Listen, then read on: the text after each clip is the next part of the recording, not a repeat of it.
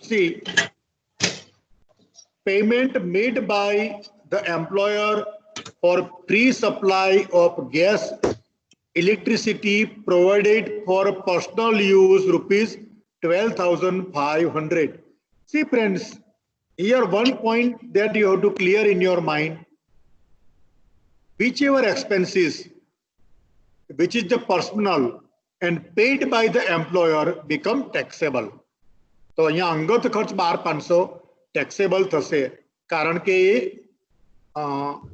Employer નોકરીદાતા અથવા તો એ માલિકે ખર્ચ આપણે કર્યો છે અને માલિકે ચૂકવ્યો છે એટલા માટે ટેક્સેબલ થશે.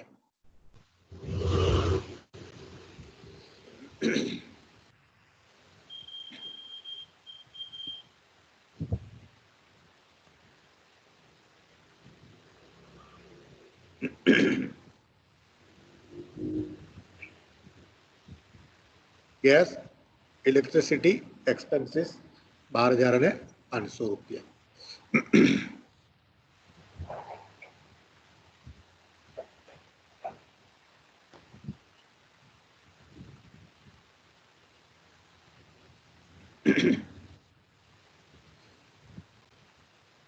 Point number 10. Concessional lunch facility provided during the office hour.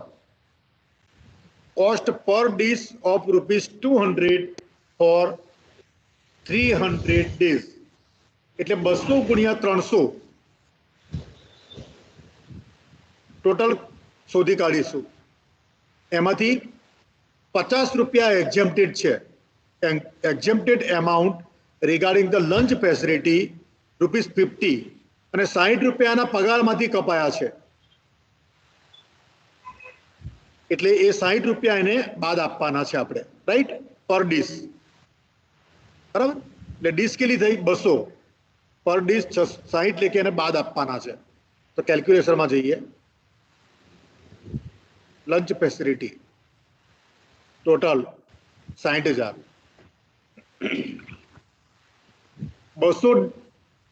200 રૂપિયા પર ડીશ 300 દિવસના.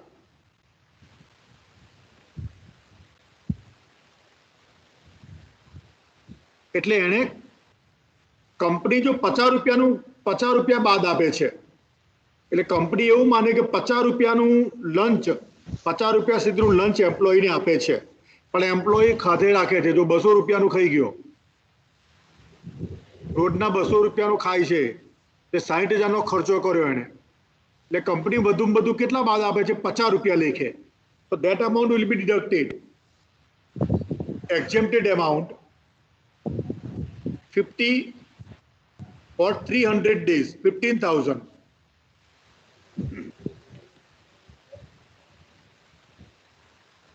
એટલે 45,000 રૂપિયા આમ ટેક્સેબલ થાય.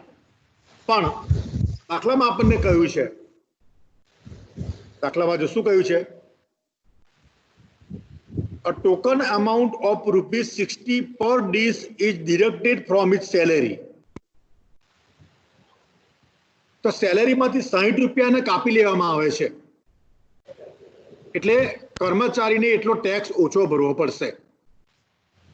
200 રૂપિયા સુધીનું એ ખાઈ ગયો છે કર્મચારી, એક દિવસના 200 રૂપિયા લેકે 60,000નું આખા વર્ષનું ભોજન એને ખાધું. કંપની બાદ કેટલા આપે 50 રૂપિયા લેખે એટલે 15,000 થાય, એટલે 45,000 ટેક્સેબલ થાય.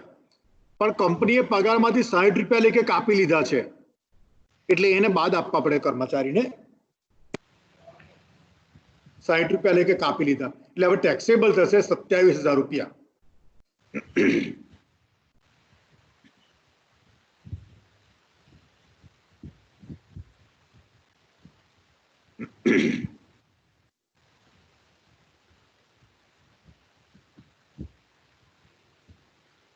સમજ્યા પડી? કર્મચારીએ 200 રૂપિયા લેખે રોજનું ખાધું છે લંચમાં. કંપની એવું કે 50 રૂપિયા સુધીનો ખર્ચ અમે તમને મજરે આપીએ. કર્મચારી વધારે ખાઈ ગયો છે એટલે શું કર્યું, કંપનીએ એની જોડે 60 રૂપિયા વધારે લીધા, પગારમાંથી કાપી લીધા. તો જેટલા 18,000 રૂપિયા પગારમાંથી કપાઈ ગયા એટલો ટેક્સ એને ઓછો ભરવો પડે. એટલે હવે ટેક્સ એને કેટલો ભરવો પડે? 27,000 રૂપિયા tax. So employee has to pay the 27,000 for the lunch facility. એને એટલો વધારે ખર્ચ કર્યો એટલે એટલા એને 27,000 રૂપિયા taxable income થશે regarding the lunch facility. So go to the sheet 27,000 lunch facility.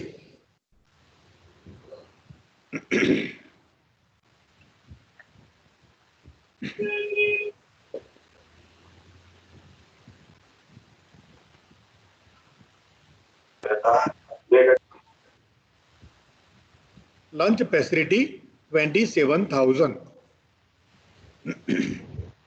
according to the calculation. Go to the sum.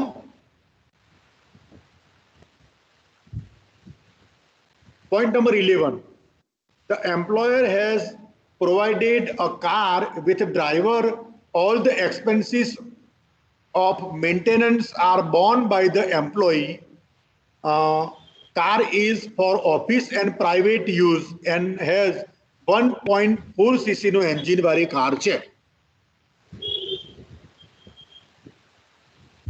1.4 cc engine વાળી કાર છે.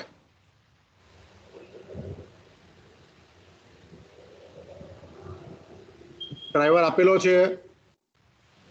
ડ્રાઈવર આપેલો છે ને? હા. Expenses borne by the employee, employee દ્વારા ખર્ચ કરવામાં આવશે. તો કેટલા ધ્યાનમાં લેવામાં આવશે? પરક્વિઝિટ 1.4 કરી 1.6 સીસી સુધીની છે એટલે એટલા ધ્યાનમાં લેવામાં આવશે. તો 1800 + 900 કેટલા? 2700. 1.4 સીસી છે એટલે 1800. હાલો,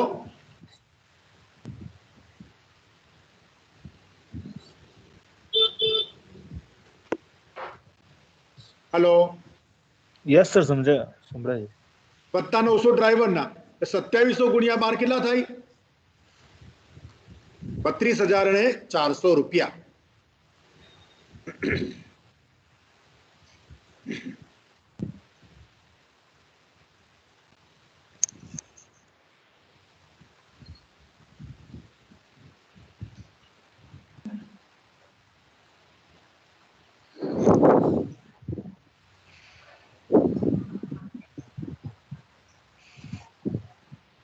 Okay, any doubt? Hello, no sir. any doubt?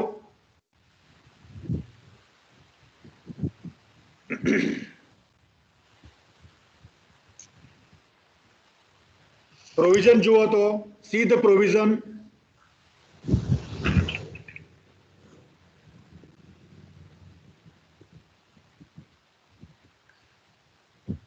ખર્ચ કોણ બોન્ડ બેર કરે છે? એમ્પ્લોયી કે એમ્પ્લોયર?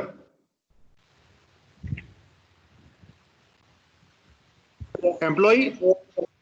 તો કેટલા આવે? એમ્પ્લોય નહીં આવે. હા, એમ્પ્લોયી તો હા, તો કેટલા? એટલે જ કહું છું.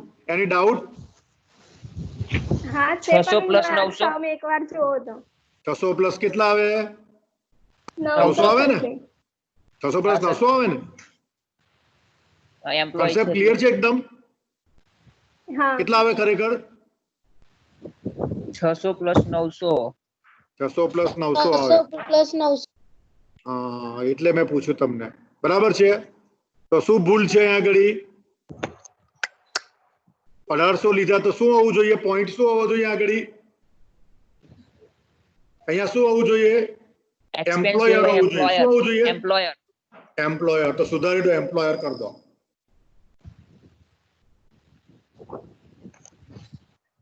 એટલે માટે કન્સેપ્ટ ક્લિયર રાખવાનો.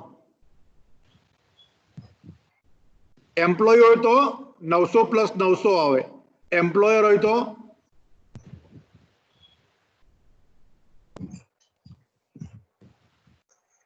I made mistake intentionally. તમારો કન્સેપ્ટ ક્લિયર થાય એટલા માટે ભૂલ કરી છે. હેલો, તો અહીંયા શું હોવું જોઈએ? એમ્પ્લોયર. ક્લિયર? પોઈન્ટ ક્લિયર થયો કે નહીં?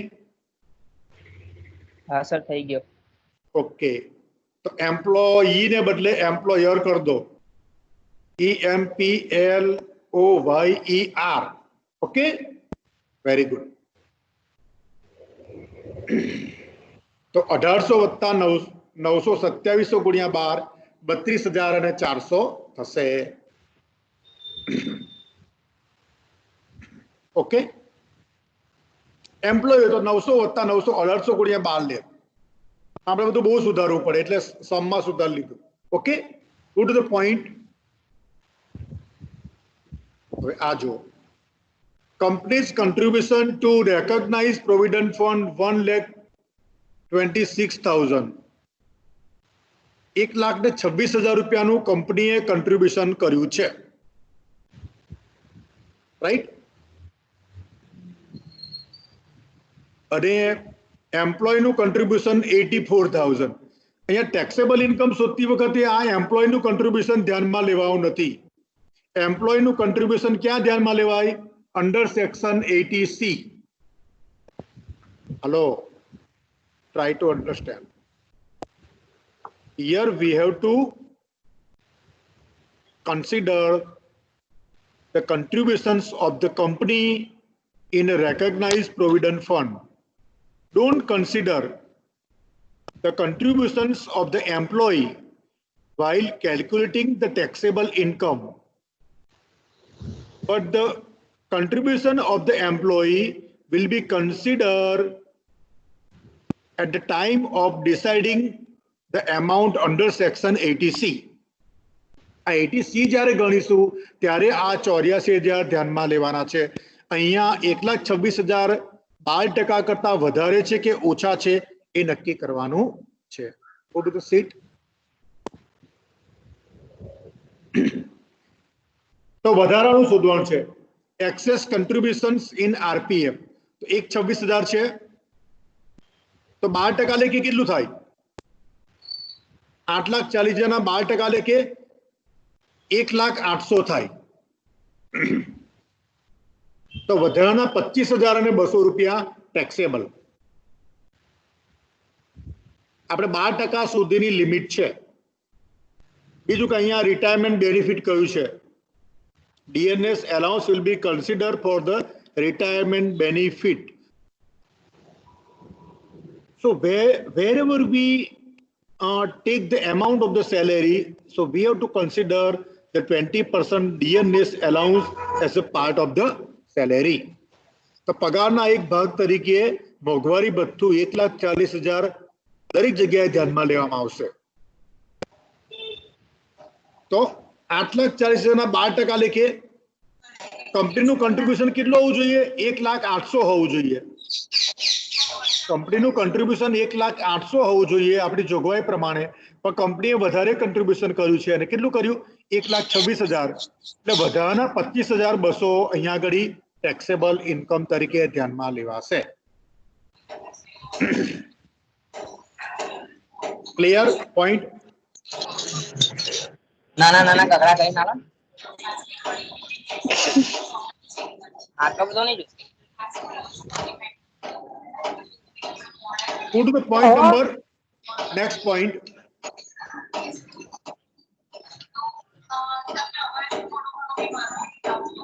એ અવાજ કોણ કરે છે? ધ્રુવિત જો તો કોણ અવાજ કરીને આપણે કાઢી નાખીએ? ભાઈ બંધ કરો ભાઈ, જે ચાલુ છે દેખાય છે પણ બંધ કરો. નામ નથી બોલવું, બંધ કરો. સર તમારી પાસે છે ને રાઈટ છે, તમે બંધ કરી શકો એ લોકોનું. એટલે મને નામ બોલ ને એનું, એટલે કાઢી નાખું.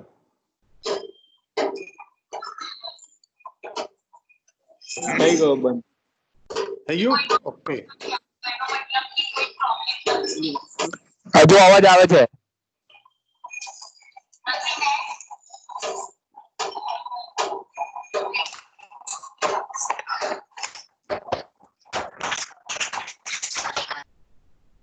થઈ ગયું બંધ હવે. થઈ ગયું?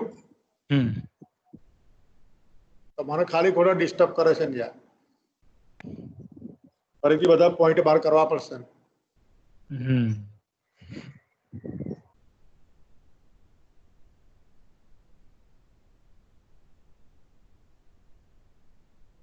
હા, હવે ઇન્ટરેસ્ટ લઈએ આપણે. Interest credited to the recognise provident fund amount 10.5% લેખ 46,200 થયા છે. જો અહીંયા એમાઉન્ટ 10.5% લેખે 46,200 માટે 1% લેખે કેટલા શોધી કાઢો.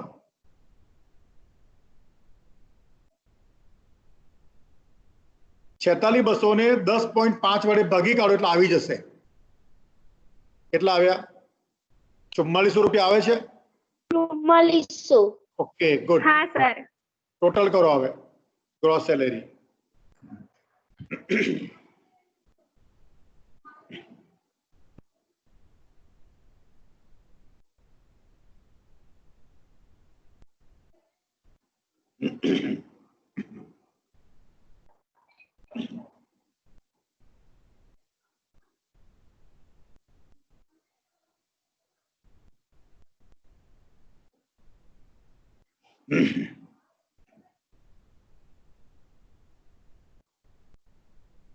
હવે પ્રોફેશનલ ટેક્સ આપણે વાત કરીશું અહીંયા આગળ તો 2400 રૂપિયા થશે. જો point number 14 professional tax monthly આપ્યો હોય તો 2400 રૂપિયા આપણે કરી જ દેવાનો. યરલી 2400 થાય. અને અંડર સેક્શન 80C માં એમ્પ્લોયનું contribution 84,000, life insurance paid by him 80,000, investment in NSC 90,000, fixed deposit in a scheduled bank SBI rupees 1 lakh. તો આ ચાર બાબતો છે આપણે એ અંડર સેક્શન 80C કન્સિડર કરવાની છે. અહીંયા 2400 રૂપિયા પહેલા આપણે વાત કરી નાખીએ.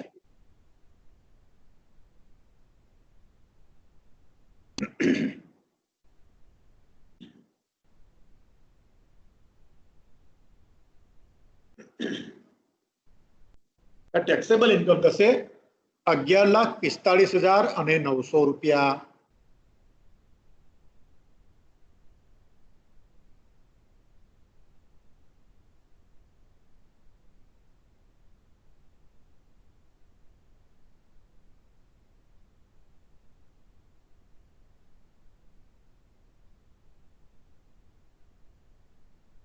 Okay, go to the sum. So in the second line, after calculating the taxable salary, so one point it mentions investment under section 80C. 80C હેઠળ કેટલું ઇન્વેસ્ટમેન્ટ થાય? આના ઘણી વખત 2 કે 3 માર્ક સેપરેટ હોય છે. 12 માર્ક ધારો કે આખા એક્ઝામ્પલ ના હોય ટેક્સેબલ ઇન્કમના ને 3 માર્ક 80C ના હોય છે, તો એ પણ આપણે ગણવું પડે છે. તો અહીંયા આગળ જો 80C માં એમ્પ્લોયનું કન્ટ્રીબ્યુશન, એમ્પ્લોયનું આરપીએફ માં કન્ટ્રીબ્યુશન, આરપીએફ એટલે રેકોગ્નાઇઝ પ્રોવિડન્ટ ફંડ, એ સિવાય જો કોઈ બીજો શબ્દ વાપર્યો હોય તો અહીંયા ધ્યાનમાં લેવાનો નથી. એટલે 84,000, LIP 80,000, NSC 90,000, fix deposit in SBI 1 lakh. SBI કેમ? તો કે શેડ્યુલ બેંક છે, તો શેડ્યુલ બેંકમાં ઇન્વેસ્ટમેન્ટ કર્યું હોય તો જ એ અંડર સેક્શન 80C માં આવે છે. એની જગ્યાએ એવું આપ્યું કે cooperative bank, fix deposit in cooperative bank, તો ઇટ વિલ નોટ કન્સિડર, તો ધ્યાનમાં લેવાશે નહીં. બધું 1,50,000 આપણે બાદ આપવાના છે. Go to the calculation.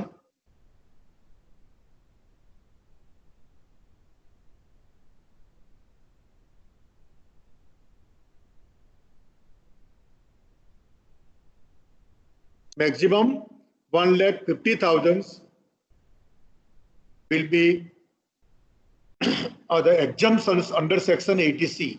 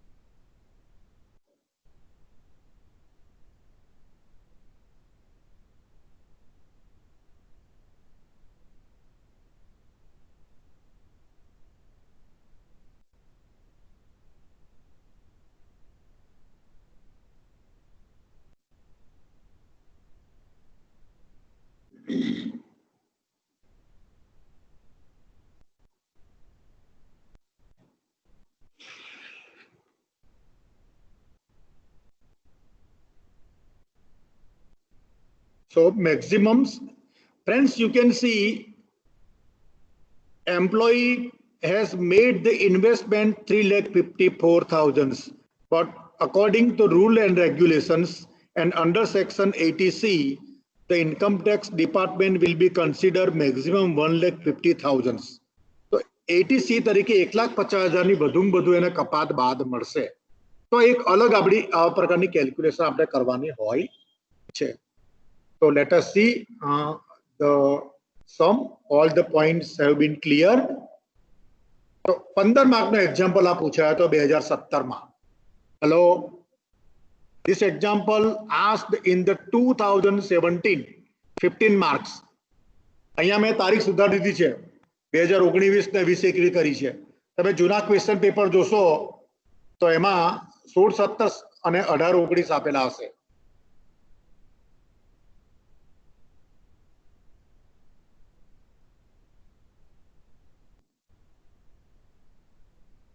Okay, friends. Hello. Yes, Any sir. doubt here, Ma? Yes, sir. Is there, No, is sir. there any doubt? No, Concept sir. clear? No. No doubt? Yes. Okay. If you have any doubt, I have recorded this lecture now. I will send you the link for the more explanations. Okay? Let me know. Huh? So I am going to stop the sharing. I will take the present. How many students are there with me now? Then we will finish the lecture. So here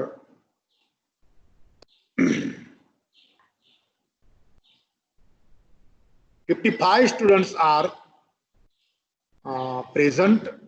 So I will take the attendance.